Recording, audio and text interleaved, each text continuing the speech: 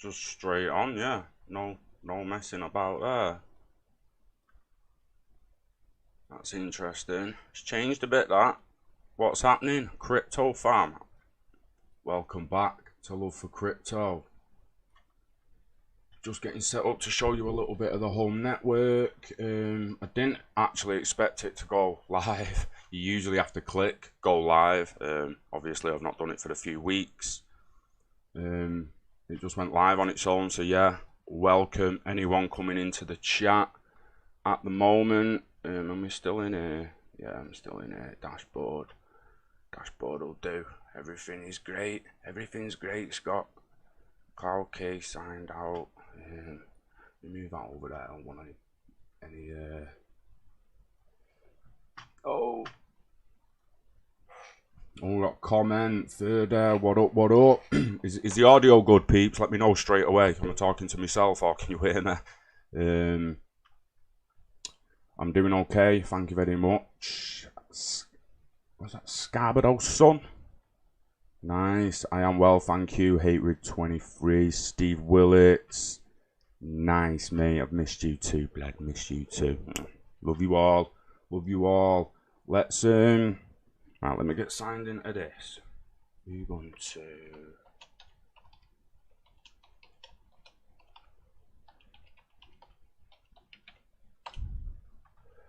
Right. So we have installed an Ubuntu network. We have the Cloud Key Gen 2. That's 2. It comes with a terabyte hard drive basically to record cameras. It holds the controller, so the controller runs on it, which we'll get into in a minute. But basically the controllers, you've got all the information as well, by the way. This is something you won't get on your current router that you've got. If you're from America, I know we say router, but we're router, we're Brits, baby. If you've got your Sky or your Virgin, a router or something like that, yes, you can sign into it and you can get some information and data out of it, but nothing on the level of control you're going to get from this. So yeah, it's cost a few £100 to set up. It's not as basic as it could have been because I've used a lot more than 8 switches. It kind of jumps from 8 to 16 switches, so we've got a 16 switch PoE, power over Ethernet, and we have 2 controllers running. Now the Unifi Protect we are not using at the moment because they haven't bought any Unifi cameras. They're a little bit more expensive than Reolink, but I'm going to show you how you can still run Reolink cameras on your Unifi network. They just won't be stored in the Cloud Key controller. Now we've got the Gen 2 for future Unifi cameras that I do buy, and I will transition from Reolink to Unifi cameras in the future, but for now we're on budget just to get it set up. So we've set it up on Reolink and we can resell them cameras on down the line. So basically this, to get more details, we're going to open the network. We click open the network, it brings us to this. Might be a little bit daunting at first. There's quite a bit of information there and a load of blah, blah, blah, blah, blah. But basically this is all your analytics and your Wi-Fi clients, your access point. The access point is actually this in my hand here. It's hung up in my bedroom. I've not put it in the ceiling or anything yet. Like I say, we're just in testing. I mean, if I show you down there, it's all still all over the place, just draped over the desk, the cameras, if you look at that. So that'll be getting cleaned up. It'll all be getting unplugged and replugged in and that in the future anyway. So basically, good audio, sounds good, mate. Nothing in Australia's having it. Do I like plants? I love plants. Right. Basically, we've got 2 Wi-Fi distribution networks here. We've got 2.4G and 5G. It's the gigahertz, it's the bandwidth. IoT devices that are close to the access point can use 5G. Ones further away, like your mobile and mobile devices, will likely use the 2G. Statistics is crazy. It's honestly crazy. Never mind the fact that you've got threat management. So we can go on to threat management in a little minute, and it's legitimately managing any threats that it feels it's seen.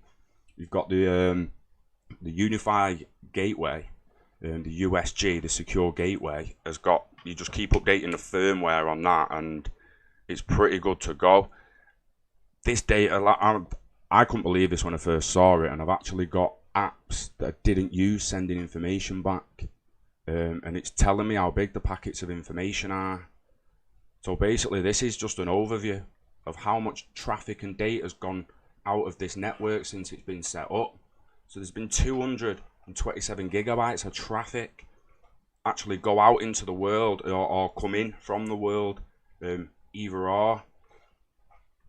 Absolutely unbelievable. From network protocols to the social networks to file transfers, instant messaging and web traffic. We can actually go into apps and see the definitive apps that were actually sending the data and downloading the data and how big the packets were. It tells you the client on the network that was, do you know what I mean? It's up, down, upload, download. Now, a lot of people are going to look at that like, that's just a lot of shit in it, but there's some people out there that are tech savvy and will look at this and be like, holy shit, I've always wanted to be able to see that amount of data. I mean, look at the clients, you can see that the laptops use more than anything else, down from the PC. Basically all usage, front the cameras. So if we go, there's actually, where's debugging metrics, speed test, switch stats, performance, system stats.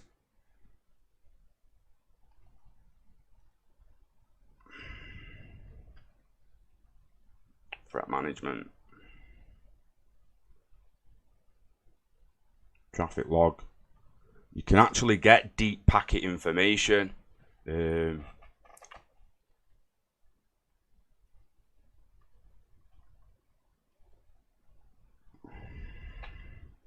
Web file transfer, bytes, packet. 2.5 million packets. What? See what I mean? So I'm seeing some of this for the first time, guys. There we go. Deep packet inspection. That is actually what it is. Deep statistics. Device fingerprint. It's got. So you can already see how, not just how much information is there to you, the data on the first statistics tab, but even the users and the machines and the clients. So again, this is, for some people, this doesn't have to just be home. This can be work as well. You can set up a network at home, you can set up a network at work, you can have site-to-site VPN and connection, you can have remote access, and you can see which clients are the most active regarding data usage. You can see the apps. Now, like I was saying before, where's, I mean, 50 per page. Let's go 100 per page. Give it me all. The things that's not, that I don't like, that I'm seeing here, is the unknowns. I don't mind being able to see companies like this and being able to like click it and see what it actually was. It was World Wide Web HTTP and 172 megabytes, and it was the science laptop, the science laptop. So that was doing science transfer. That was basically this laptop here that I've got at the side of me, contributing and participating in scientific research. So I know what that was doing. It's interesting when you come to where we was just at, apps, unknown instant messages, no DPI data, don't like that. So that's something we'd look into blocking, if we could, wouldn't we? If we could get a deep packet information on that and find out where it went and address it went to, that's something we'd look at banning. Are we back on? How long did it go off for? It popped up, OBS disconnected. Naughty OBS. It's probably because I might even be near the limits of the PC here on with regards to RAM. So let me close a couple of things down. Yes, John.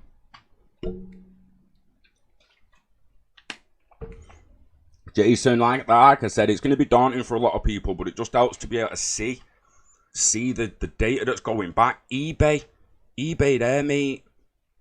I don't use eBay, but if I clicked on it on my phone or something and some packets got distributed, it becomes a thing. I don't like the unknown.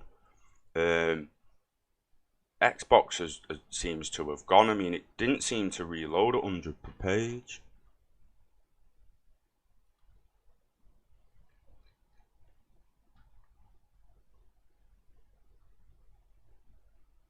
Let's get to something simple. Not that we need it, but something that you'll simply understand and you can see and you can get an actual visual. So there's my network topology. We've got the router, where the internet signal comes in. Excuse me. My Gear S3, that's my smartwatch. That's linked to the internet through my phone. My phone, if I put Wi-Fi on, should ping to the access point. Ping to the access point. Ping to it. So while that is getting a signal, interesting how the gear was on it before my phone was on it. See the phone pop up then through the Wi-Fi. The Amazon is my Fire Stick in the TV. Got front garden cam, the laptop, front garden cam, back garden camera, the cloud, which will be the Protect, doing the cameras in the future. But at the moment, we're on Reolink, which I'll show you that. So go to the switch. Not got more detail. Show all clients. Topology, floor plan. Now we want topology for now. The map of the floor plan will come in a minute. These back cams and front cam are recording to my local drive through the Reolink client, which is this. So we've set these cameras up at the house. They view audio. I'm not going to do audio because if there's someone outside, it's this mic and then it goes back in and there's still audio and it ends up just hanging, ringing. But they're picking up audio and the really good clear MP5 cameras. The clarity on them is incredible. They can be a little jittery and juttery live when you're watching like this, but when you're playing back, it's perfect. Like that car just went past, wasn't really clear as it should be on replay, but it will be on the playback when you've recorded it. So it's basically, legitimately, you just set into where they go, browse, boom, and you'll just save to there. Relatively easy to set up. You can just keep adding them. Now they are power over Ethernet, which means you just send an Ethernet cable to them, whack an adapter on the end of it, plug it in, and then plug it into a power over Ethernet switch. And that just comes on the network. You can view it from your phone. Or on your desktop. You can put SD cards in the back of them cameras and not even need to record it on anything. Bear in mind, if you're going to keep a PC on to record cameras, it will cost a little bit more than it would a smaller storage device. Squirrel Cam. It is my new home network, Jason. This is legitimately my new home network, mate. So if we go to the map, once you've built the base of your network on Unifi, you see we've got the access point, and obviously that access point's got a certain amount of range. Again, we did it budget, we did it low, we just wanted to get it up and then we'll buy better devices down the line. But I want to show you the topology from the floor plan now. That was a topology. So I went on Photoshop, did a little random little thing like that, like a little, that's our house upstairs, and the little shed in the back where I do my videos in the morning. There's the decking. So we just did that as a little rough guide. It's not really estimate. We've got bedroom, bathroom. That's above the back room downstairs. There's no extension on that. It's just a downstairs extension. So if I come back to the actual one and we go, we're on downstairs there. So that's the full house: living room, kitchen, hall, back room, decking, glass windows. If I go upstairs, because that's where the access point is, you can see there's the access point. Now look at that. There's the range of the access points, and what we've done is if we come to add walls, we add brick walls to the thickness, the density. You put your walls in your house, you might have a dry wall, you might have a cedar block wall, you might have a concrete wall, it could be a wooden wall. You'd add your walls in and you add your mapping after you've got your basic networking. You then come into place devices. So this access point, its actual range, if I put it outside, is that's its range. So the further away from the access point you step, you'll come to there, and they won't be running. If we go to clients, where the hell are the clients? All the percentages is how well they're running on the network. I mean, we've got the Home Assistants only at 90%. That's the Raspberry Pi.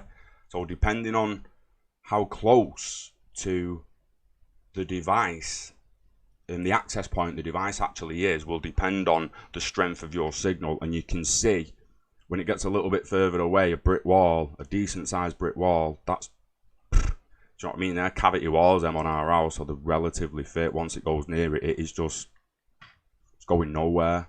So again, to make sure you get full coverage, place devices, and then we get you've got your adopted devices, no devices found because it's there, and then we've got possible devices we could buy. So we go right to the bottom to just see a big dada. I mean, watch this compared to the one I bought. Look at that, mate. Bear in mind, you're looking at like 70 quid for the little one, couple of ton for that big one. But what happens when it's inside a house with brick walls?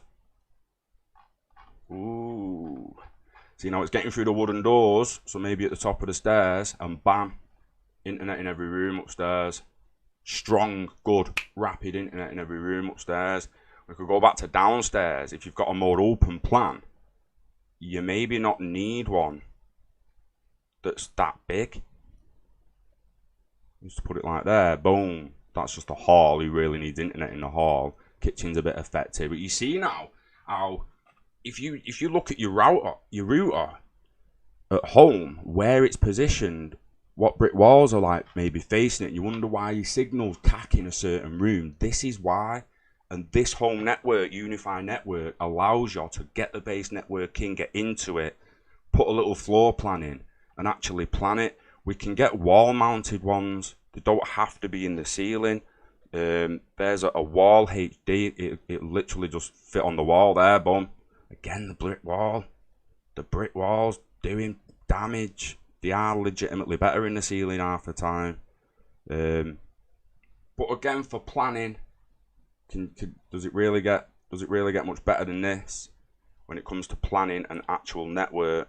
I don't really think it does. I've never seen anything like it in my life, to be honest. I don't know whether there's any other networks that offer this kind of facility or what, but Unifi at the moment, I have to say, is really, really impressing me. Just the amount of data it's giving me, mate, and everything. It is quite impressive. And just scraping the surface.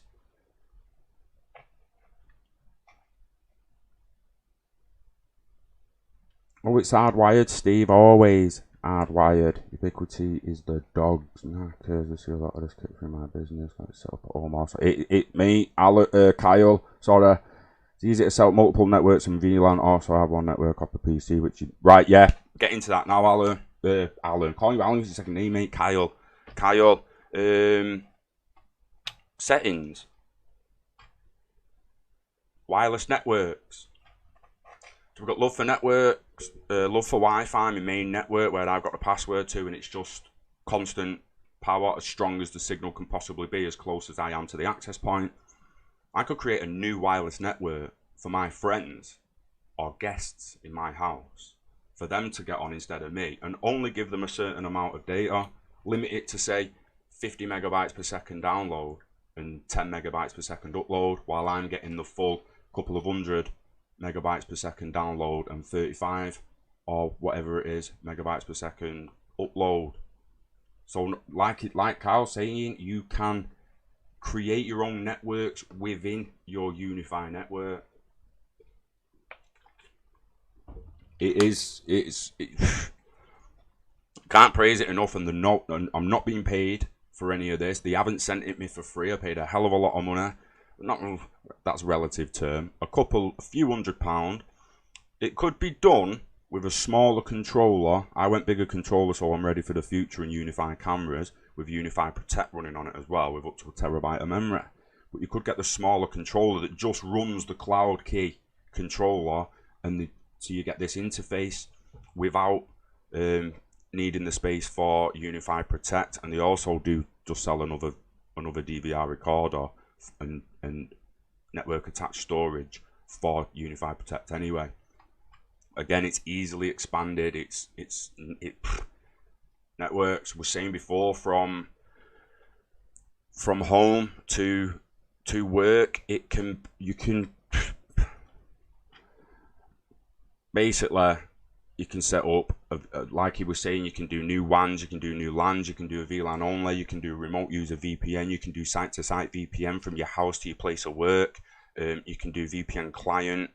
It's impressive. Remote access, it's impressive, guys. It really is. It's beyond me, to be perfectly honest. It's beyond me. I could attempt to sit here all day and show you exactly every single feature, every benefit to it, but I legitimately, I'm not that much of an expert on it yet. I've just set it up. It's extremely interesting. I've got network experience, but nothing on this level. Like I just said to Kyle, I think this is like, this is next level now. This is next level. What's this? To maintain a smooth stream, open widget.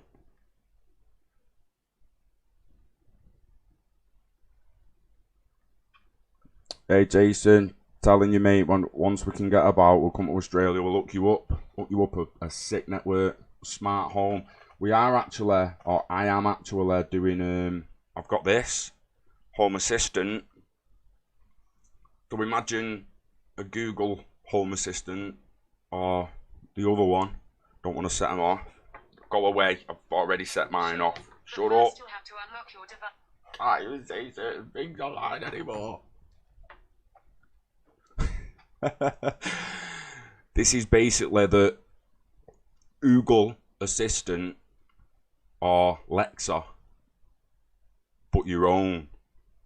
Like, you program it yourself. You use the Raspberry Pi that we've got over there. I've downloaded on. Don't have to be a Raspberry Pi. It can be a smaller board. You can put it on your computer. Or you can put it on a VPN.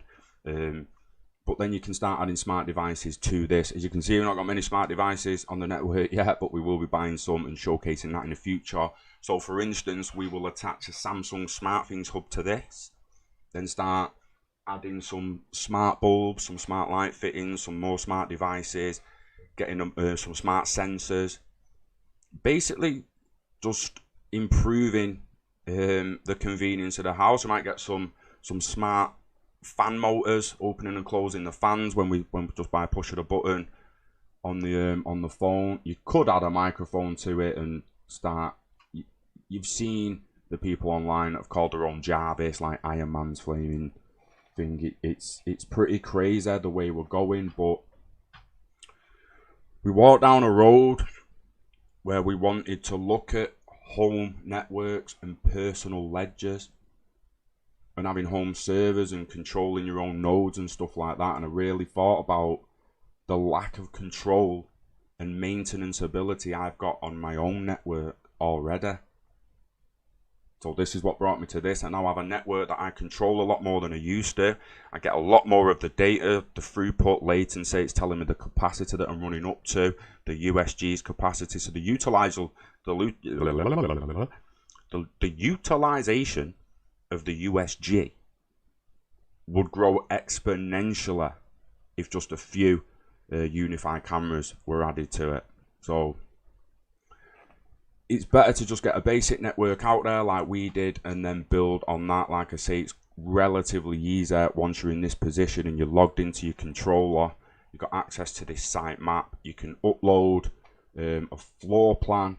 Now this is a small scale and it is a little bit to scale, but it's not perfectly to scale. And you can dictate. I mean, there's outdoor things. Let me see the outdoor one. Unifi outdoor mesh.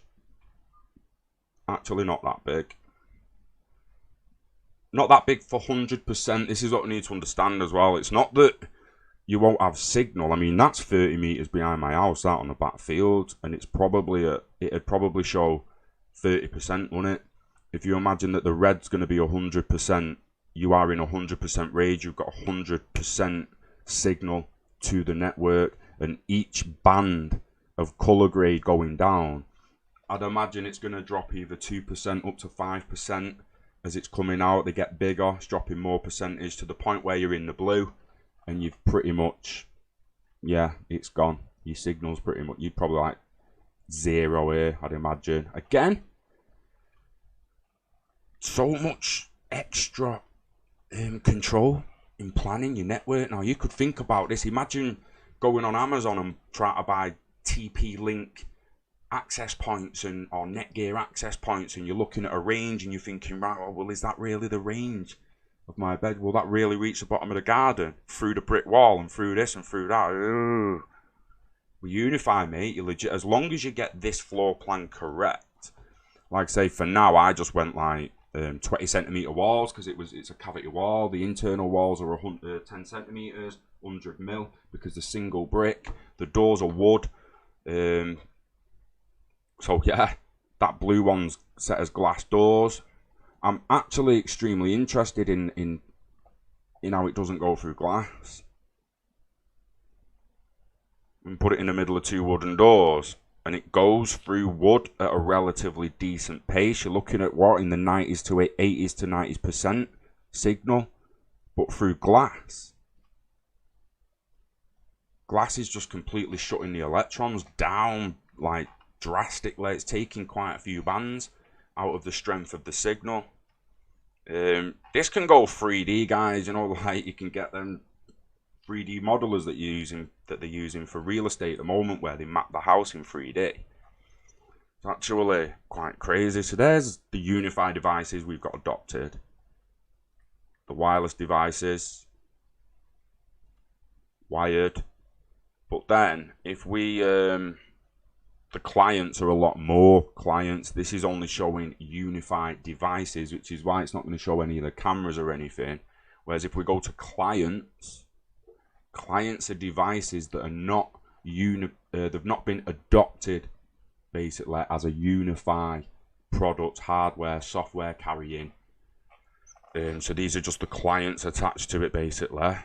The cloud, I'm surprised actually, because his Unifi is not in the devices. I'd have thought that'd be there, so maybe I'm just chatting shit. Again, I don't know. I'm still learning it a little bit. I just love how much information and access I've got. Like I say, I'll be ripping this down soon and neatening all these cables up and getting it all back put in properly and finding a position for that access point to actually go. Because if I come back to my map, it's actually in the corner of upstairs. So what am I getting? Oh no, it's not that one, Scott. Chill your beans, mate. You didn't buy that bad boy. It's actually there right now. So already near my door, I'm losing a bit of signal off that. Just off that distance, and again, it's an approximate. I did it off eye, I didn't do it off tape measures. Do it off tape measures when you finally get to the point. But that needs to go in my ceiling next to the lamp. And then I've got full coverage in my bedroom, and you're looking at what 70 quid a room, or like I say, probably a couple of £100 in the middle. Probably should have spent 2 ton on the Big Daddy one just to get full coverage upstairs in one hit. Again, it's good to have convenience.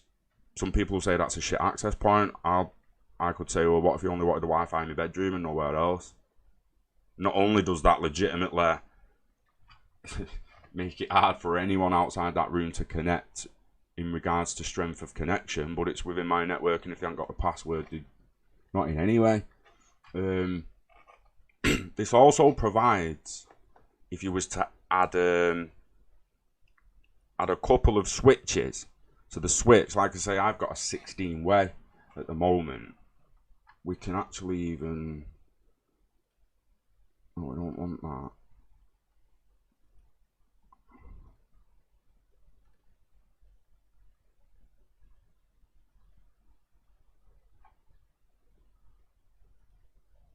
It's on, there you go. Switch 2, switch 11, switch 15, switch 4. So we've got 16 switches. And I'm already using, what am I using? 1, 2, 3. Whoa, whoa, whoa, whoa. No, they're on Wi-Fi, you idiot. 1, 2, 3. I'm using 8. Plus the empty one for the PlayStation that's not quite plugged in. Then there's also one for the Adreno board. Yeah, so I needed 10, 11 straight away. Then if you're adding cameras, you're going to need more than that. So just be wary if you do go to say, because you want to get some for cameras as well. So you want like a Unifi switch.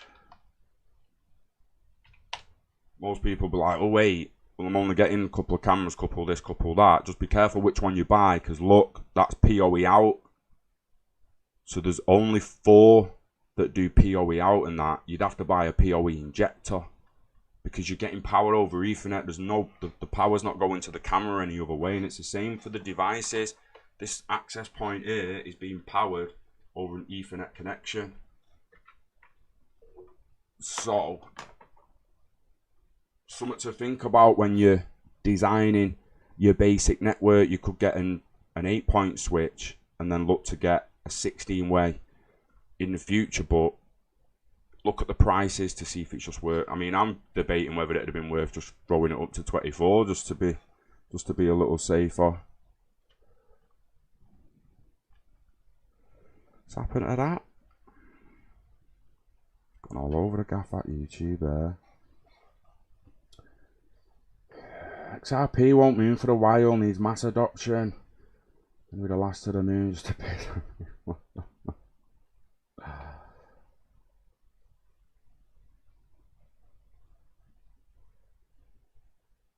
Yeah, Kyle, don't get me wrong. I think I should have actually spent a little bit more time making sure I did the map properly. Like I say, the walls could be slightly too big. I could have them too thick. I could have the wrong, like it's going off decibels and how much the material stops the waves and stuff like that. But from the settings, being able to set up your own networks to your site-to-site VPNs and stuff like that, your routing and firewall, create a new route, your threat management, firewall restrictions, you know, like it's legitimate control over your network, which means at least somewhat control over your data. Like I keep trying to say, like what else? If someone's got another router that works in the same way as this, that has a similar controller, that gives you the similar kind of data and statistics that this bad boy is giving me, then I'd love to know what it is, because I might even buy one of them and test that out as well. At the moment, we are going to recommend people build a Unifi network because it just gives you better access than anything else. Bit of market research needed, but I'm struggling to find something as good. Like Kyle says, it's absolutely great, not just for home, but at work as well. It's weird it says clients. I mean, because the devices are locked as the Unifi devices on the actual network that provide the network, so to speak. So the device, I'm figuring the logic and the terminology out in my head. So the devices, what they've got here, is the ones that are providing the network. And like Kyle said, we could add another access point and have that as a different Wi-Fi network. You could have a different Wi-Fi network through that access point as well. Not much traffic lag, except for the limitations of the gateway. Again, look at the megabytes per second that the gateway can pump up to the internet. As long as it's above your internet provider, you're good. That's all you need to worry about. If it comes through it like it's only going to bump up 85, one of them is the USG, Unifi USG, 85 megabytes per second. That's the bad boy we've got. That little bad boy there. Now I'm pretty sure it's limited to 85 megabytes per second upload, but my Virgin network is 36 megabytes per second upload, so the USG can handle more than double what Virgin will allow to go up anyway. So that is not going to limit my network. At certain point, if we add it site to site to certain locations and we expand in the future, who knows, this might become a limitation and we need to upgrade it to a different USG, a bigger one, an enterprise. It's all enterprise security gateway broadband, but a bigger, more, let me actually see, USG Pro, straight up, bigger secure gateway, more LAN ports, more WAN ports, just more capable. That will pump more megabytes per second onto the internet, but again, as long as it's above what your provider provides, it's never going to cause lag. It's just not going to cause lag. It's not. People can say what they want. Time 22 hours since the update. So that was like since its last update. That. So it's new. It all looks updated. All looks legit. Got a few alerts there to have a look at, but they was days ago then. Upgrade failed. Download failed. Exit code. Errors and warnings. As long as I come on and I see everything's excellent. See, that internet capacity is rocketed up there. I wonder what's doing that, if it's the stream. I've never seen it that high. 85%.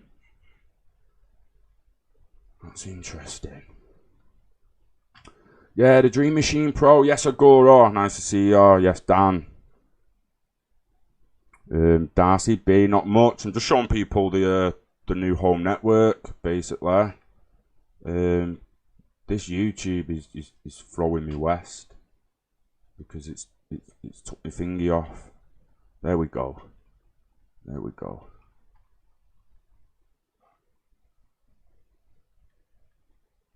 Let's have a look actually. 34%. I wonder what spiked that then. Again, you could look into that deep packet inspection and stuff like that and just see what was a massive packet then, because the internet capacity, like I say, I don't believe for 1 minute that that's the capacity of that USG. That's Virgin's internet capacity and what that can throw up. So maybe someone downstairs hit on that Virgin network while I was on this subnet, and it caused the capacity of Virgin to actually be like, yo, you might end up in a queue here, lad.